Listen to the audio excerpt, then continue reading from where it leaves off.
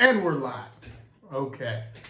A lot to talk about since we've seen each other. Coming to you live. And featuring Malia, who is not on camera. Oh, you want to be seen by the camera, dog? She says, hell yeah. No, time to lay down. Go lay down. She says, Hey, don't lick me. Jesus. Okay. thank you. I know. All right, here we go. All right. Trump assassination plot. Take 2. What do you think here? CIA? I feel like he's, what's the investment company? BlackRock? He's BlackRock. Yeah, he's BlackRock. Because isn't there like a suspicious, this is all coming from my guy Elon in Twitter. I'm telling you, he was not in a BlackRock commercial, as far as I know. Because that's what I heard on Twitter. That's what I heard on Twitter. I did not know how truthful that was. But if it was truthful, how weird would that be? Or did he have like some BlackRock affiliation? It was something, he was in a video that was taken in Ukraine that somehow was also taken by BlackRock, but it was not contracted through them. Okay, I feel like that's what I heard. Yeah, so this guy was a Ukraine fanatic, which is kind of strange because who do you know that has flown to Ukraine to go take propaganda videos, recruit Ukraine fighters? Like, as much as I want countries to not be invaded by Russia, I don't dye my hair yellow and blue and fly to Ukraine to go. He didn't even fight. He was just trying to recruit other fighters. Dude was super weird. Ton of reports that he was a complete psycho. And that's coming from Americans in Ukraine. Yeah. So I just feel like this is getting really weird. I was just listening to Pod Save America, which is all the old Obama advisors, talk about how, this isn't evidence of leftist political violence. Donald Trump has now had 2 attempted assassinations on his life in the last couple months. And I feel like there's the fact that they would say there's no leftist political motivation is kind of unreal, just because they're calling this guy a demon or the plague on American society, or the threat to democracy. Threat to democracy. Just calling him a threat, pretty much every time they talk about him. I mean, whether it's happening so often, it's intentional. Like, you say it 1 or 2 times, whatever, but it's almost like a slogan.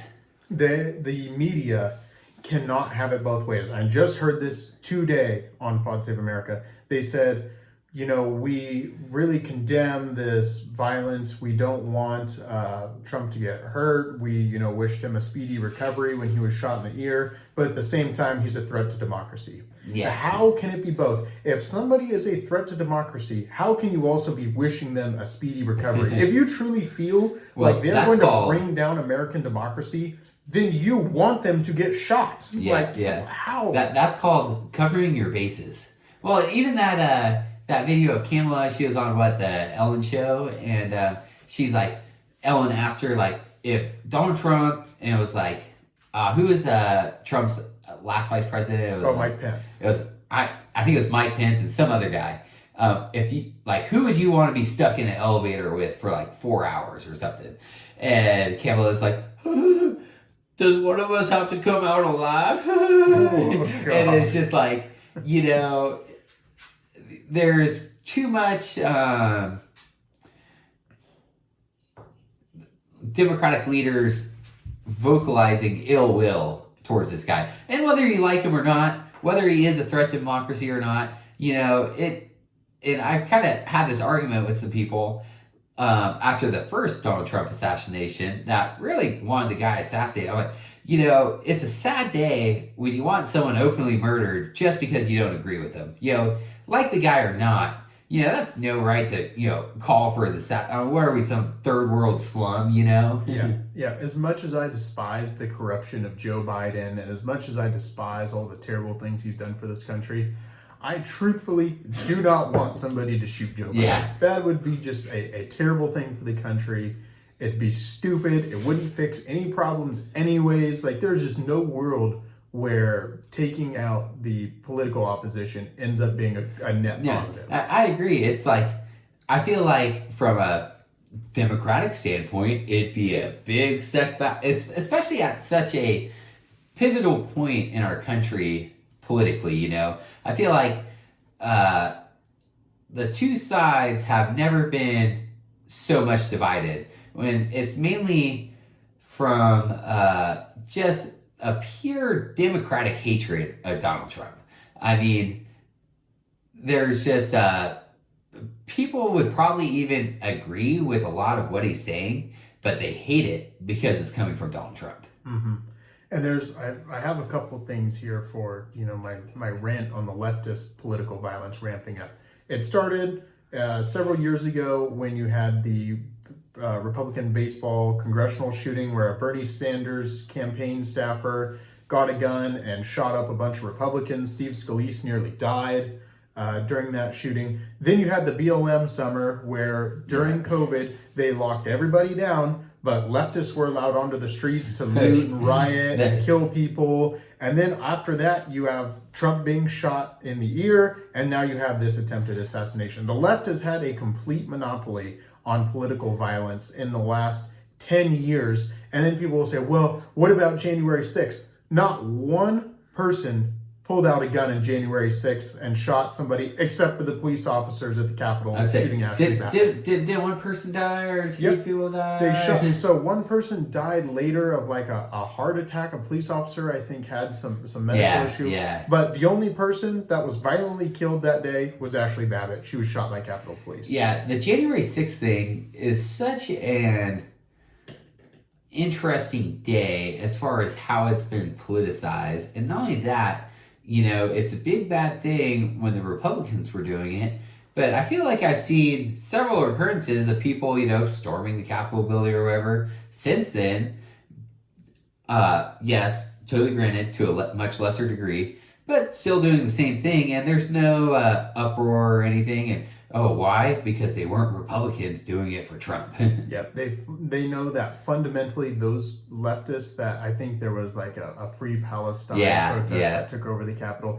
They know that those types of people love the government. Yep. And they love the institution, and they're not going to overthrow it. They're very afraid of Republicans because let's say that January 6th mob was armed and they really were there.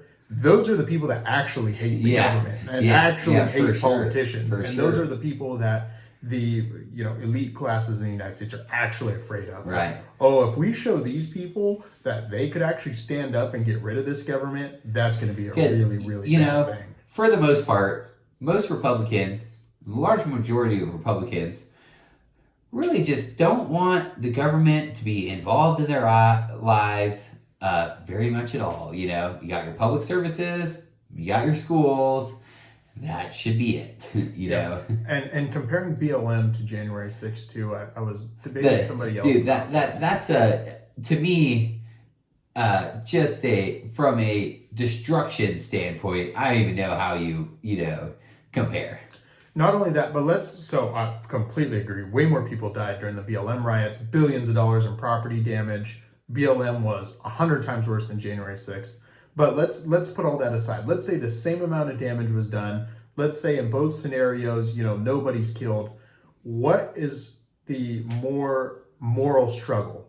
To go have a big protest and get in a scuffle with the government at a government building, or going and burning down some poor shopkeeper's building? Your neighbor's building. Yeah, exactly. I would say that if you are going to have an organized beef with somebody, let it be the federal government. They can defend themselves. The poor shopkeeper can't defend himself, man. It's different, when you rely on the federal government for your paycheck.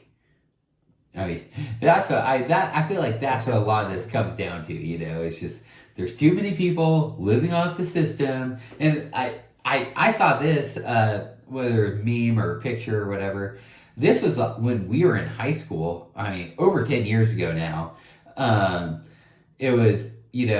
Democrats get these people on these welfare policies, and then the people on the welfare policies vote Democrat. There's no motivation to end. There's no motivation for Democrats to get, or really the government, to get people off of welfare, because when they're on welfare, they like the government. And I think it all comes back to the simple tenet, the rules for radicals, that one reason that the leftists will always have an advantage over us is that they truly believe that the ends justify the means. that if they need to get the media to lie on their behalf, if they need to let a social movement burn down cities, if people need to die in the process, as long as that moves forward the leftist agenda, then all of that's okay and it's worth it. So that reminds me. Believe that. So what's up with Gavin Newsom's ban on like AI political videos or something? I have a mixed take about this. So what happened was he signed a law saying that it is now going to be illegal in the state of California, I'm guessing, to knowingly distribute fake AI information. A retweet. Yes. I mean, the way I read it, and I'm not a lawyer, but if they can prove that you know something is fake and you retweet it anyways, you could go to jail. Now, of course, none of this is going to stand up. Right. The first person that gets charged with this is going to sue. It's going to be overturned. It sounds a lot like England. Yeah, it does. Now, here's what I will say. Here's what I do think is complete bullshit, and they should find a way to stop.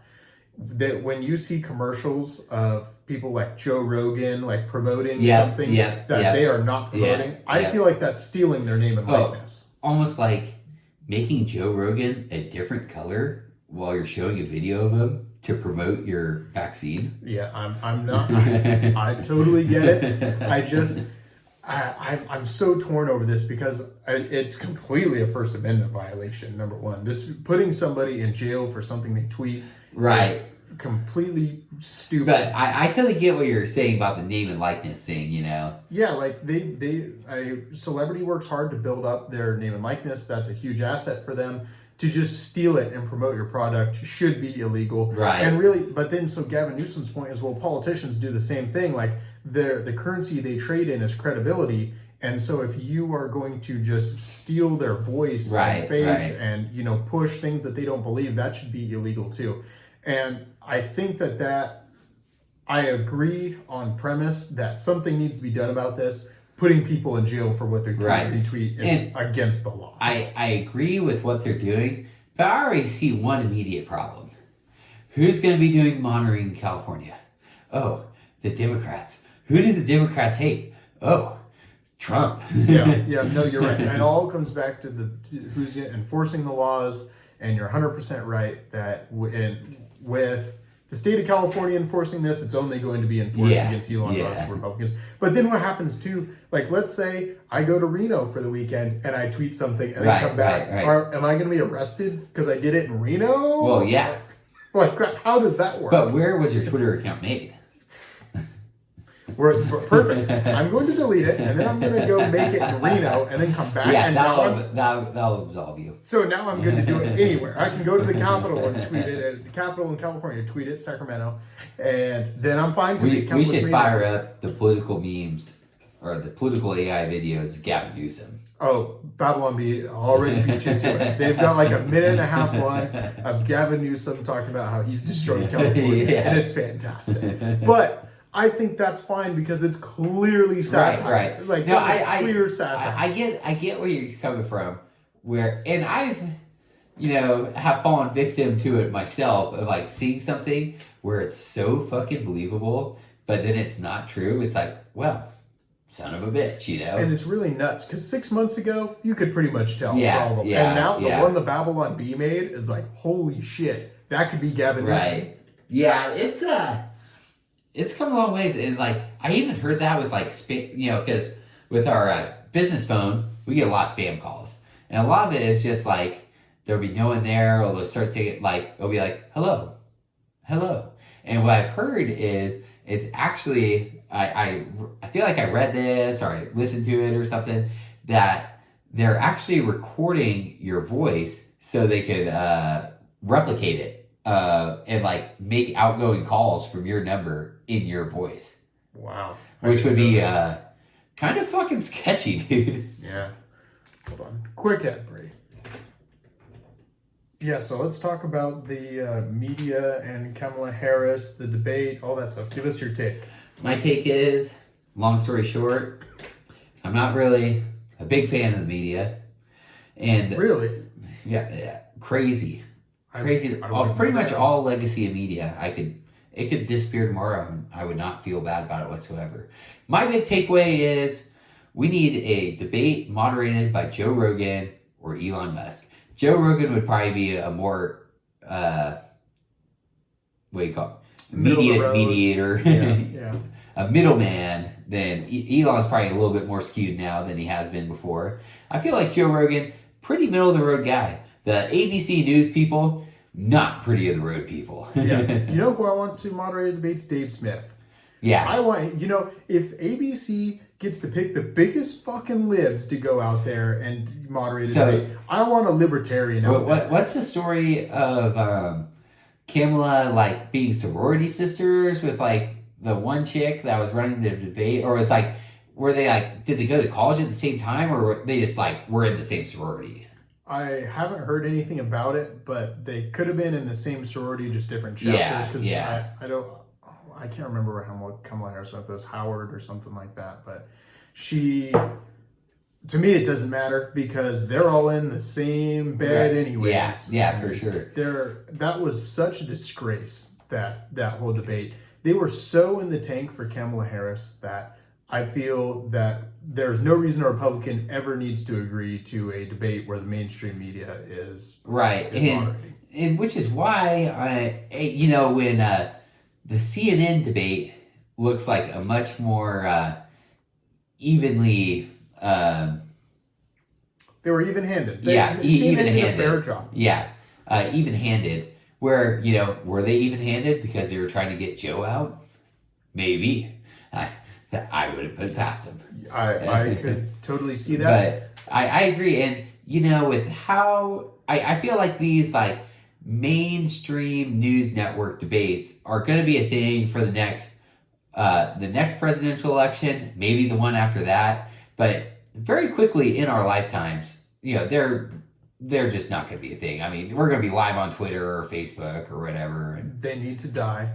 I think what the Republicans need to do is when you have an outlet like ABC that blatantly throws a debate like that, they're scratched for life. A Republican should never agree to debate on ABC ever again. I had a buddy that I was talking to ask me, why do you think Kamala won, all this stuff? And there were a bunch of reasons. I don't think the media is the only reason Kamala won. Trump was not as prepared as he should have been. No. But one of the things that I brought up was when the media throws a debate that badly, everyone just says, well, that's part of the deal. That the media is going to lean left. It's like, no, actually, it doesn't need to be that way anymore. Right. There are so many different online media outlets now. If there is a leftist outlet like ABC that has decided, for some reason, someone's decided that this is the outlet that gets to host this debate, just say no.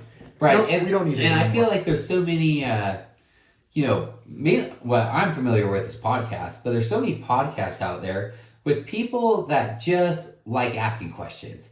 Whether, they get one answer or another, if they're curious, they want to ask questions, to problems they care about, Mm-hmm. And to your point, like for Trump, man, my guy needs to learn to shut the fuck up once again. Donald Trump had so many layups in that debate that he passed up. He let Kamala Harris distract him.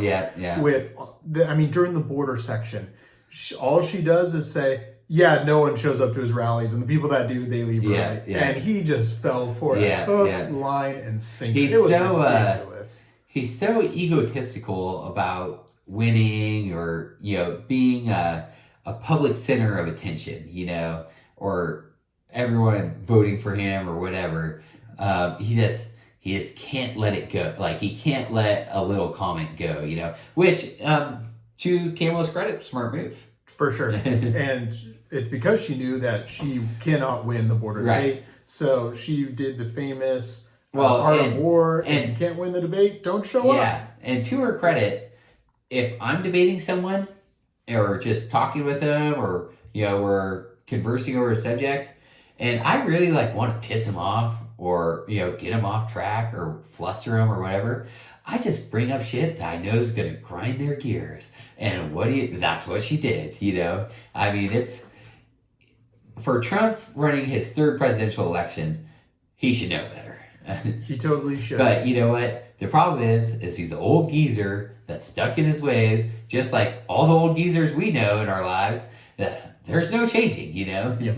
It was reminiscent of the Joe Biden Donald Trump debate where Joe Biden starts talking about Trump's golf game. Yes. And it's just yes. you're watching it. You're watching Trump just complain about, what Joe Biden's handicap really is. And you're just like, oh my God, this is hilarious, but it's terrible at the same time. Right. There's just this is stupid. That had to be one of the most cringe-worthy political moments we've ever had in the country. And I kind of wonder what some of our famous presidents of the past, they got to be just rolling in the graves, watching some of the stuff that's going on today, and just be like, where did we go wrong?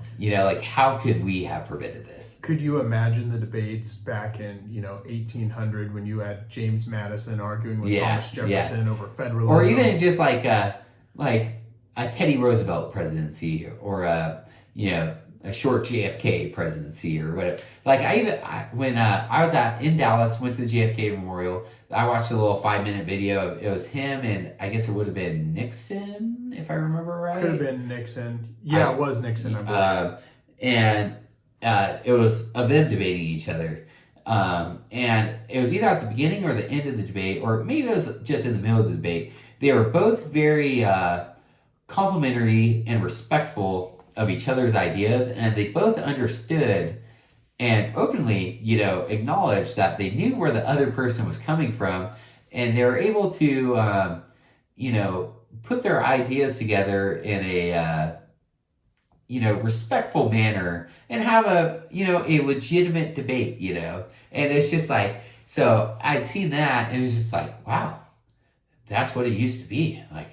What a better time, Mm-hmm. Mm-hmm. I think going forward, what needs to happen is Republicans should never agree to another debate with a news outlet that is just blatantly going to be biased against them. There's no reason for us to accept this anymore. You know who should host the next debate? Joe Rogan. Truth Social. Not what I was going for. But there really are so many people out there that would do a good job moderating these debates. I mean, I joke about, Dave Smith doing one, no Democrat would ever agree to that. But Dave Smith is not a Trump supporter. Yeah. He is definitely not a Kamala supporter, and he would ask tough questions of both of them. Even the football podcast I listen to, called Bussin' with the Boys, not political whatsoever, they occasionally talk politics for a minute or two at a time, would host a better debate than ABC News just put on. It was totally... You really just need an average guy asking generic, just general questions that are going to affect his day-to-day life. And I feel like a lot of these debate questions don't really address what the large majority of Americans actually care about, That's a great point. This was something that I had spoken up about before, but we should be focusing... in order to determine what topics are focused on, and for the amount of time, news outlets should poll likely voters and say, what's your number one issue? Yep. And if 80% of the people come back and say the economy, 80% of the time spent on the economy. If the next 10% is the border, then we spend 10% on the border, so on and so forth. With my business, I interact with a lot of people, and what everyone's concerned about is how much money they don't have right now. And I feel like very little of the, they had a little segment on it at the debate. Very, very little time was dedicated to that. You know how many times I talk to people about the war talk to my customers or just my employees or whatever about the war in Ukraine, How often do your customers come up to you and ask you about January 6th? Which was a whole segment in that debate. How often do your customers come up to you and ask you about climate change? Right. That was another full topic in the debate. Got just as much time as the economy and immigration. Complete bullshit. It's just mind-blowing how skewed some of these things are. And it's they don't even want us to focus on what people actually care about. What do groceries cost?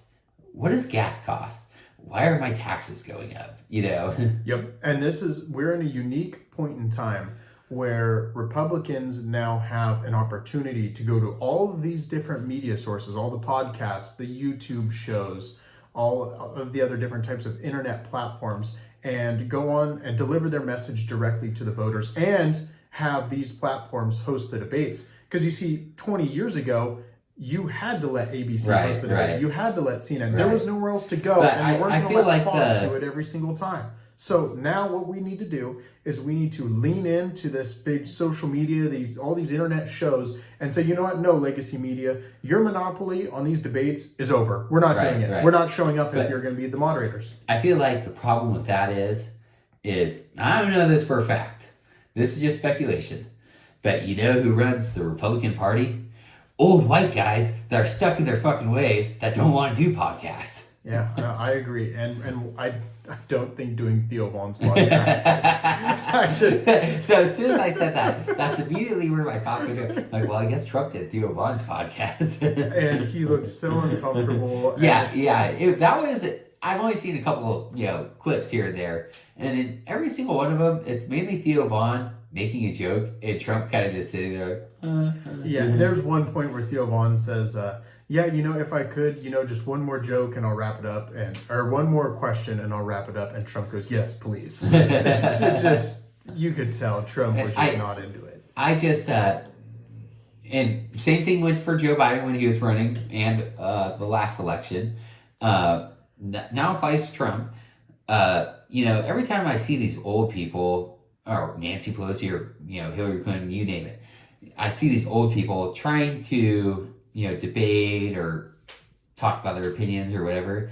I just think of my grandparents and how immovable they are in their ways and how not only forgetful, but they're just not at a peak aspect of their lives. Then I just look at, our political leaders and I'm just like, son of a bitch. How many Fortune 500 CEOs do you see that are 80 years old?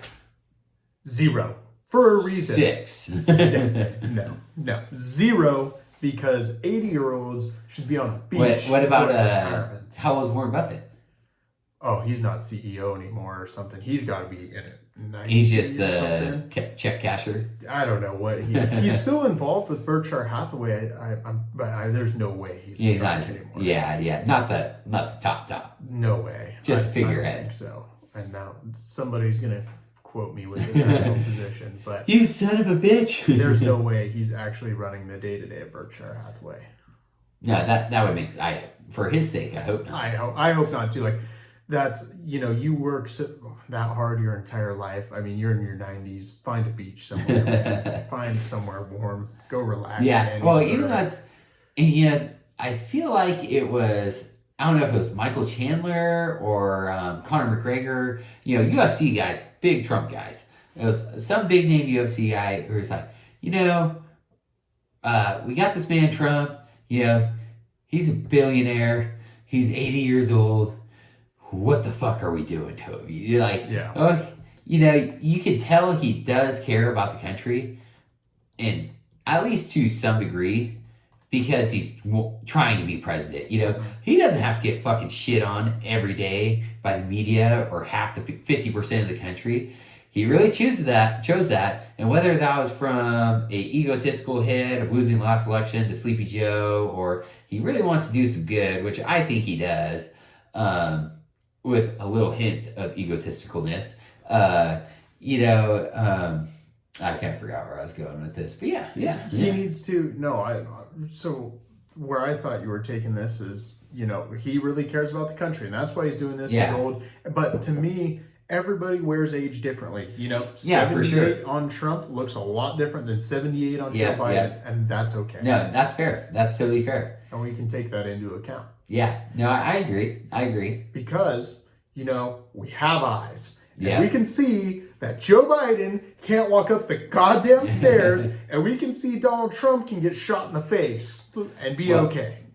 Do you still believe the evidence of your eyes? Yeah. I completely forgot the You party fool! the party's final and most important commandment is that I ignore the evidence of my eyes and ears. You're right. I've completely forgot. I'm happy to remind you. Thank you. Of our Orwellian society.